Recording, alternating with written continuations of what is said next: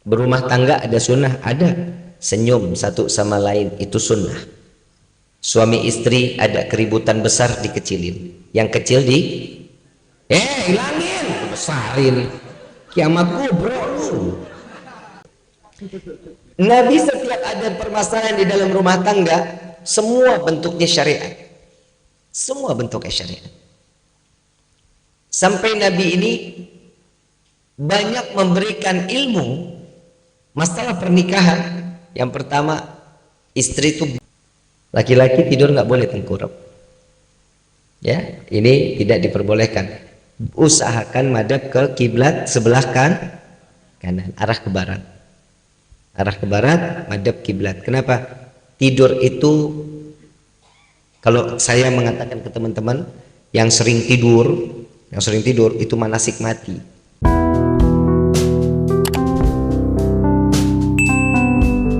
Alhamdulillahirrabbilalamin. Wassalatu wassalamu ala ashrafil anbiya'i wal mursalin wa ala alihi wa sahbihi ajma'in, amma ba'd.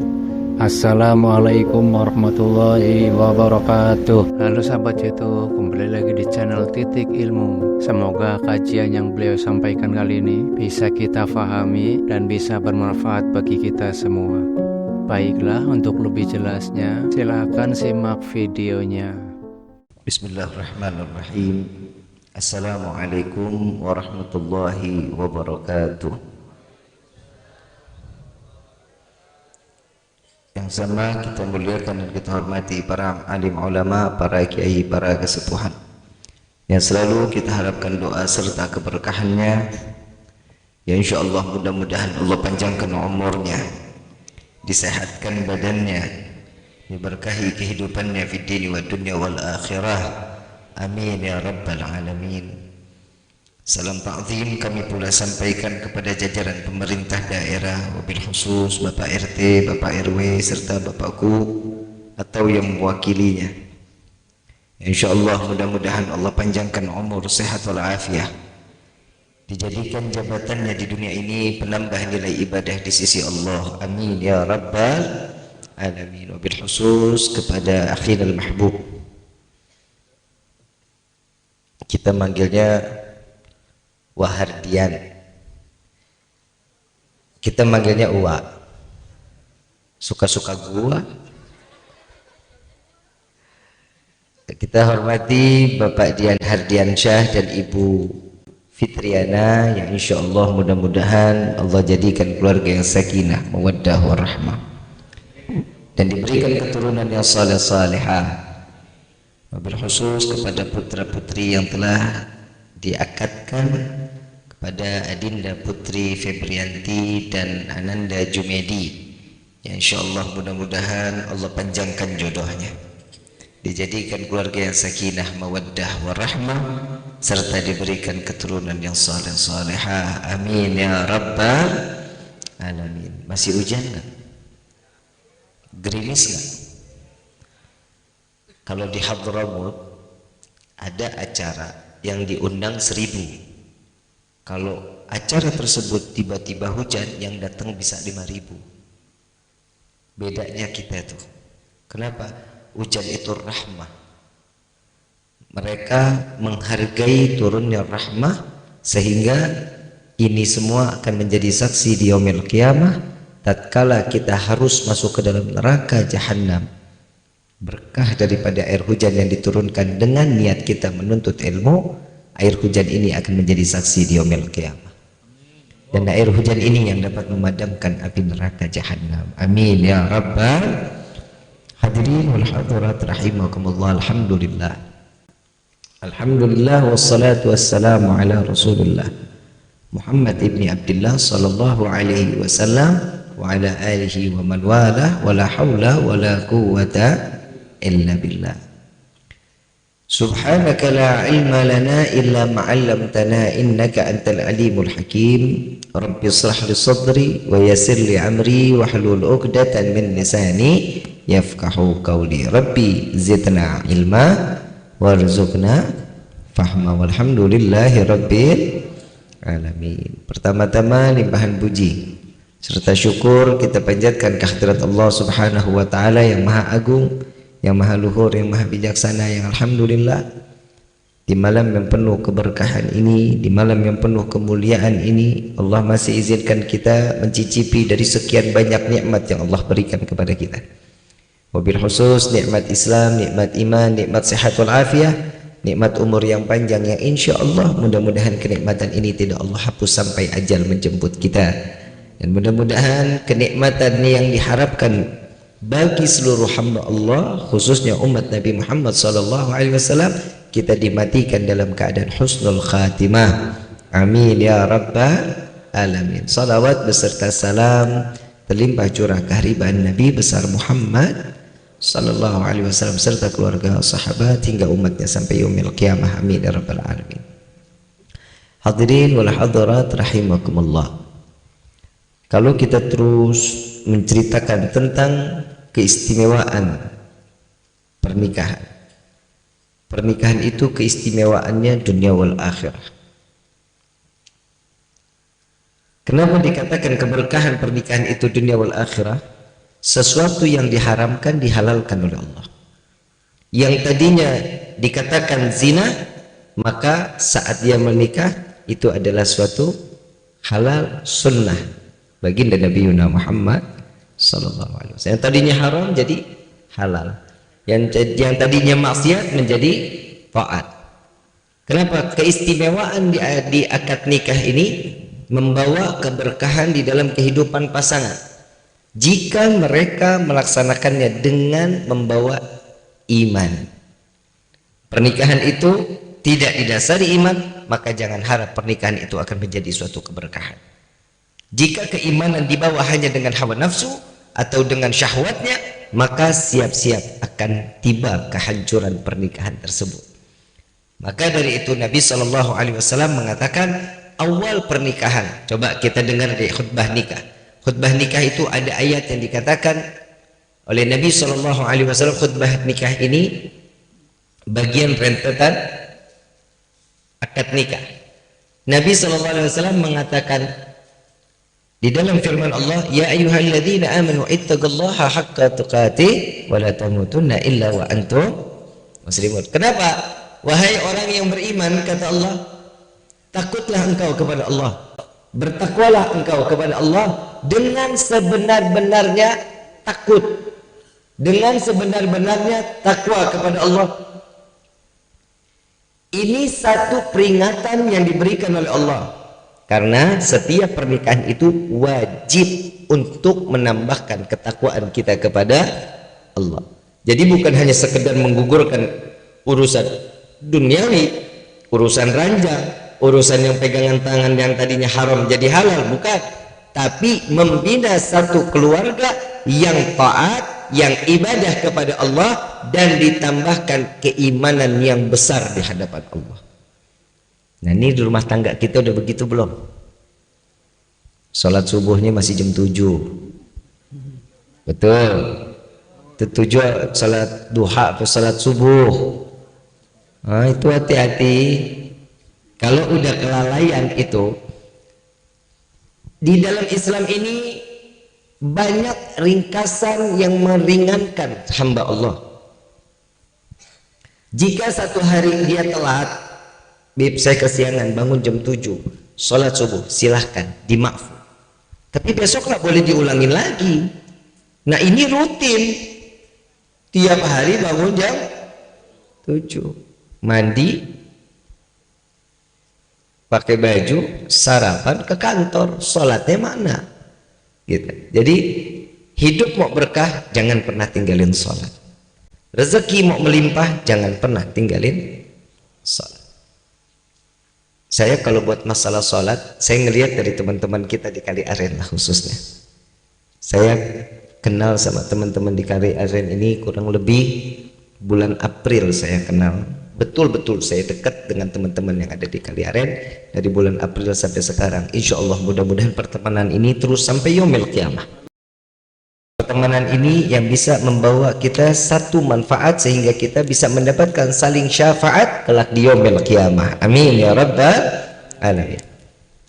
Buat teman-teman yang ada di Kali Aren, khusus yang buat teman-teman kita nih, kecuali Ajay. Ada tak ajaib? Duhanya luar biasa. Wajib duha. Kenapa? Ini salah satu pintu rezeki yang dijanjikan oleh baginda Rasulullah sallallahu alaihi.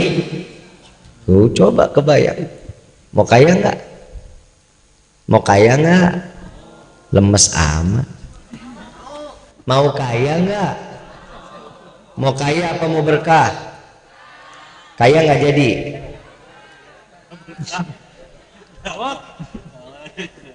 Itulah hamba Allah ya, banyak maunya ya.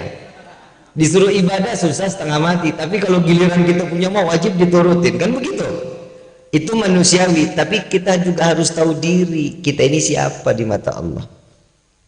Kita butuh Allah atau Allah butuh kita? Kita butuh. Nah, bagaimana caranya kalau sekarang gini, ibu, bapak mau ke warung, mau beli rokok, butuh, jangan rokok deh, apa ya Pak, sabun deh, sabun mandi bukan sabun cuci. Bapak mau beli sabun mandi, yang bapak cocok sabunnya itu, ternyata nggak ada, kecewa nggak? Cari di warung lain nggak ada juga, kecewa nggak? Ada tapi jauh banget. Kira-kira bakal dibeli nggak? Walaupun bakal dibeli, kenapa? Karena butuh. Ibu beli beras, ya, ke pasar beli beras. Ibu biasa beli yang pulen, beli yang tiba-tiba cuma adanya yang perak. Dibeli nggak? Dicari di toko sebelahnya nggak ada, adanya di Ciawi. Ya terserah gue, bukan ceramah. Mau dibilang di mana aja kan suka-suka saya.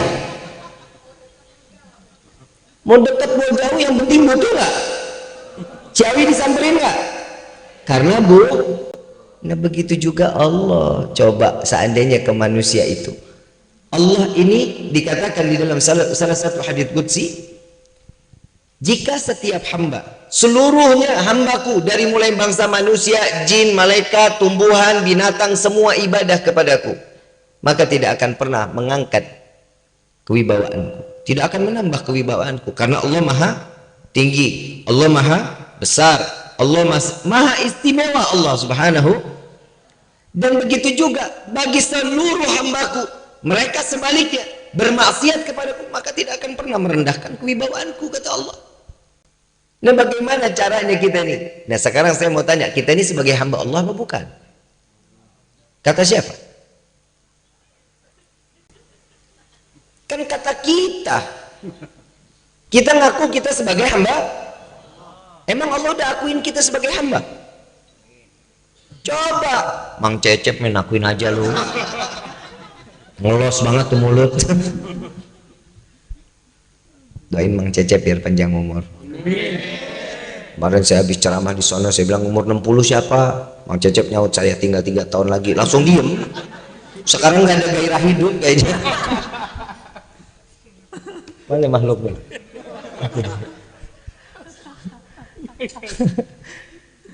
Sampai di mana itu tadi?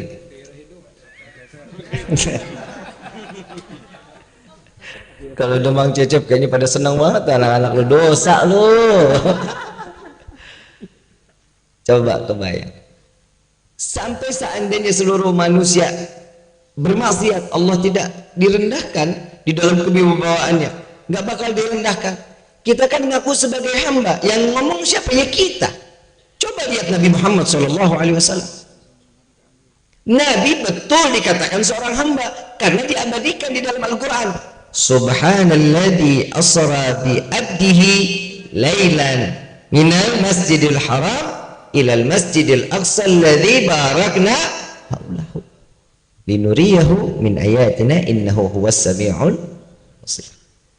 Di sini dijelaskan maha suci Allah yang memberangkatkan seorang hamba. Jelas Allah mengatakan Nabi seorang, jelas. Kalau Nabi dikatakan seorang hamba, Lihat dong gerakannya Nabi, lihat dong bagaimana ibadahnya Nabi, lihat dong bagaimana kehidupan Nabi. Baru kita bisa dikatakan hamba. Minimal jalanin sunnahnya Nabi. Berumah tangga ada sunnah, ada. Senyum satu sama lain, itu sunnah. Suami istri ada keributan besar, dikecilin. Yang kecil hilangin, besarin. Kiamat kubro lu. Ada masalah besar dikecilin, ada masalah kecil dihilangin. Itu sunnah Nabi Muhammad SAW. Nabi setiap ada permasalahan di dalam rumah tangga, semua bentuknya syariat. Semua bentuknya syariat. Sampai Nabi ini banyak memberikan ilmu masalah pernikahan. Yang pertama, istri itu banyak larangan-larangannya. Di dalam hubungan suami istri banyak larangan-larangannya. Dia udah menikah nggak mau seenaknya aja. Bukan seenaknya aja, macam-macam itu. Tidur nggak boleh ngebelakangin suami. Itu salah satu sunnah Nabi Muhammad SAW. Jika dia berbalik sengaja membelakangi suami tanpa izin dari suami, Allah laknat itu istri sampai dia kembali lagi di hadapan suaminya. Bu, biasa belakangin suami nggak? Udah ngebelakangin, kentutin lagi. Nggak boleh. Kecuali lagi tidur, bener-bener tidur belakang kanan kiri, ya terserah, nggak apa-apa. Tapi kalau dianya masih sadar mau berbalik, izin, yang aku belok kiri dulu ya. Kalau belok kanan soalnya jauh arahnya. Ya. Telentang nggak boleh, tengkurap nggak boleh, perempuan nggak boleh telentang, laki-laki tidur nggak boleh tengkurap. Ya, ini tidak diperbolehkan. Usahakan madhab ke kiblat sebelah kanan, arah ke barat. Arah ke barat, madhab kiblat. Kenapa? Tidur itu, kalau saya mengatakan ke teman-teman yang sering tidur itu manasik mati. Belajar mati. Karena kematian itu ya sama udah sama tidur. Setiap orang yang beriman soleh, banyak amalannya, pahalanya dia banyak, salatnya dia bagus, baca Qur'annya dia bagus. Apa kata Nabi SAW? Diibaratkan mereka tidur dengan nyenyak sampai ketemu di yaumil padang mahsyar. Yaumil kiamah dia hancurkan, mereka bangkit. Orang yang ditidurkan di liang lahat saat dia meninggal diibaratkan seperti ditidurkan, itu seperti yang dikatakan saat datangnya kiamat dia bangun, ya Allah baru tidur sebentar, tapi udah bangun lagi. Tapi kalau orang yang penuh dengan dosa, saat dia tertidur bangkit kalang kabut, apalagi siksaan yang akan aku hadapi, katanya. Ibu bapak yang dirahmati oleh Allah, saya sebenarnya mau ngebahas pernikahan, tapi jujur saya lebih senang untuk mengingatkan kematian. Kenapa? Ibu bapak yang dirahmati oleh Allah, kematian itu tidak datang dengan permisi. Ada 3 tamu yang datang ke kita tanpa permisi. Yang pertama, rezeki. Yang kedua, yang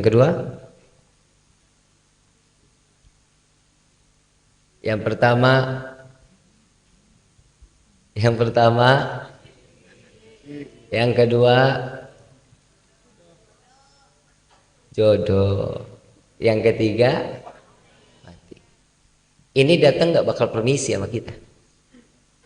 Mau suka mau nggak suka, mau datang ya udah, waktunya datang, nggak bakal bisa mundur, nggak bakal bisa maju. Sesuatu yang sudah ditetapkan oleh Allah tanpa adanya permisi, wajib kita harus terima. Kenapa? Karena itu hak setiap makhluknya Allah Subhanahu wa taala, kullu nafsin dha'iqatul, dan setiap manusia wajib diberikan rezeki oleh Allah Subhanahu wa taala. Apa rezeki itu? Jangan di pikiran kita nih rezeki itu berupa fulus. Jangan berupa fulus, mafi fulus mamfus. Kalau kita kan nyari duit mati-matian banget ya. Iya lebih bang, soalnya kalau lagi nggak punya duit tuh berasa pengen mati rasanya. Ini yang bahaya. Kenapa? Rezeki kan kita tahu Allah udah pasti takar buat kita rezeki. Nggak akan dikurangin rezeki buat kita. Sudah ketetapan Allah saat kita mau dilahirkan ke dunia itu nama kita tuh udah ada. Di Lauhul Mahfuz sudah ditulis. Rifki umur sekian, matinya gue nggak mau ngomongin umur nih. Terus saya ngomong segitu betulan dicatat malaikat kan bahaya juga. Habib takut mati, bukan takut mati, takut belum siap. Takut belum siap. Loh kenapa orang kita masih banyak dosa? Coba lihat kalau orang yang gak banyak dosa, kematian mau dikejar sama dia. Siap kapanpun saat kematian datang, siap. Kalau kita, pada tidur itu kembangnya mati. Tapi kita mah tidur pulas-pulas saja ya. Kayak ini malam mulai agak gelisah tidur nih. Coba tuh seandainya ini malam kita tidur yang terakhir di dalam hidup kita. Persiapan apa yang bisa kita bawa di hadapan Allah? Orang soleh, para kiai, para alim ulama yang ada di kampung kita, nggak usah jauh-jauh lah. Mereka dengan amalan mereka, dengan sedekahnya, dengan sholat malamnya, dengan zakatnya, dengan dia mulelnya, mereka dengan akan bangga tatkala dia dicabut ruhnya oleh Allah, mati dalam keadaan husnul khatimah, bangga melihat surga saat sedang dimandikan, dipercepat. Kenapa? Karena dia sudah melihat surga. Saat dibawa ke masjid, dipercepat. Itu jawaban jenazah. Kitanya aja nggak dengar. Coba kalau kita dengar, bubar. Jenazah bisa ngomong. Kan begitu kan? Kita ditutup pendengaran kita. Kalau dia orang ahli sorga, jenazah ini ahli sorga, dia bakal minta cepat, dipercepat.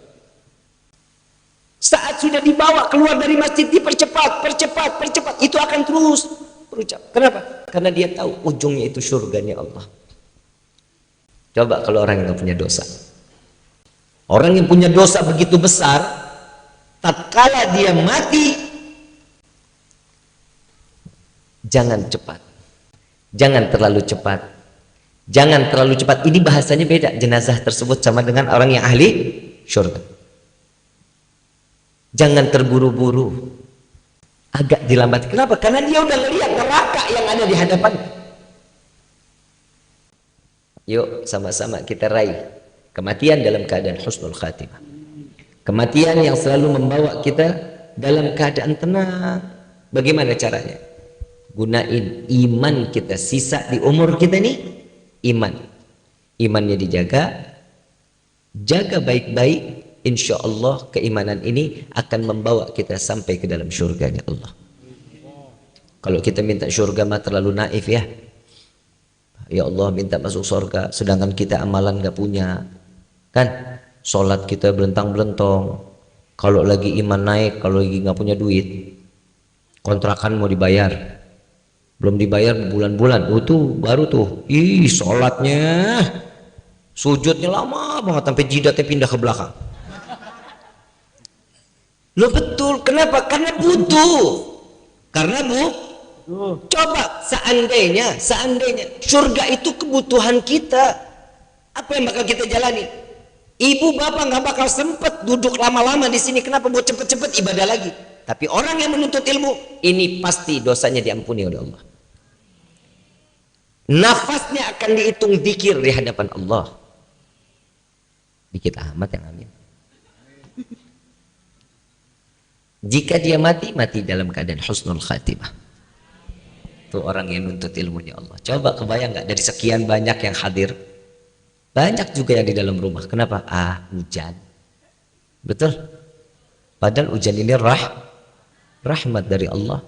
Coba kalau kita nggak dikasih hujan, panas terus tiap hari, ngeluh lagi kita. Benar nggak? Tapi insya Allah mudah-mudahan Wahardian benar-benar acaranya ini digabul oleh Allah Subhanahu wa taala, mendapat pandangan rahmah dan ridha dari Allah Subhanahu wa taala. Amin ya rabbal Fatihah bil qabul wa tamam kulli sul wal ma'mul sallallahu zahiran wa batinan fi dini wad dunya wal akhirah dafi'atan li kulli syarr jalibatan li kulli khallana wa li ahbabina wa li walidina fi dini ma'al lutfi wal afiyah wa alaniyah anna Allah nabiru qulubana wa gwalibana ma'adduga wal huda wal afaf wal mauti ala dinil islam wal mauti ala dinil islam والموت على دين الإسلام والإيمان بالحمينة والامتحان بحق سيد ولد أدنان ولكل نية صالحة وإلى حضرة النبي المصطفى صلى الله عليه وسلم سر الفاتحة. Subhanakallahumma wa bihamdika asyhadu an la ilaha illa anta astaghfiruka wa atubu ilaik. Demikianlah ceramah yang beliau sampaikan, semoga bermanfaat dan menjadi barokah bagi kita semua, dan semoga kita dijadikan keluarga yang sakinah mawaddah warahmah. Amin amin ya rabbal alamin. Terima kasih sudah menonton channel ini. Wassalamualaikum warahmatullahi wabarakatuh.